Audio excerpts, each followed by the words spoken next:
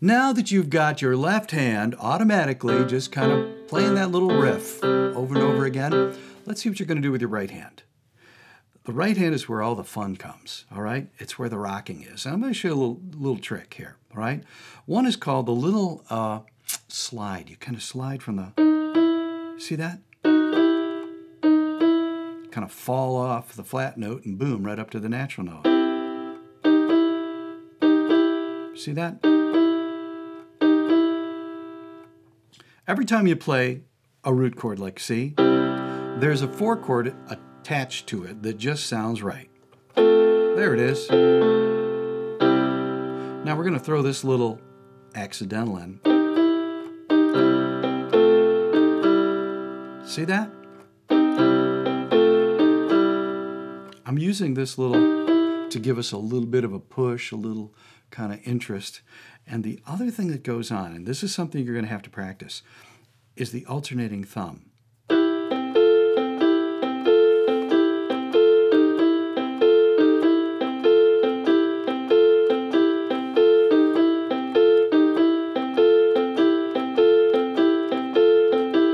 See how the thumb alternates, right?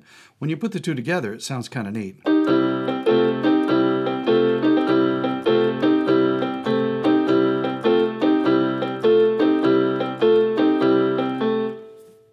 That's a great little accompaniment. You hear it in lots and lots of songs, all right?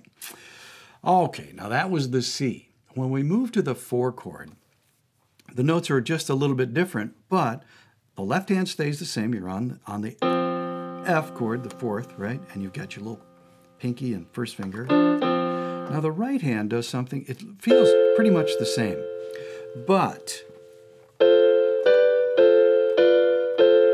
that doesn't quite sound right, does it? This B flat has to be in there. That's why they call them accidentals. That B flat is in there because it's the distance between these two notes. Here's, right? Everything else stays pretty much the same.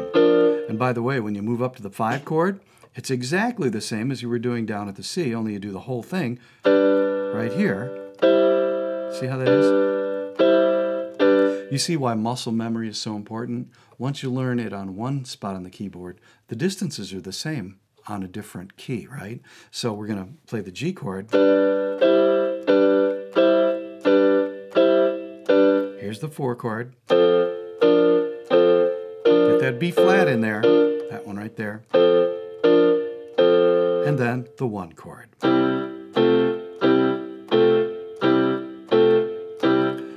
Now, you're going to want to do this over and over again till it feels automatic. And remember to practice this. That's why they call it rock. Kind of rock back and forth.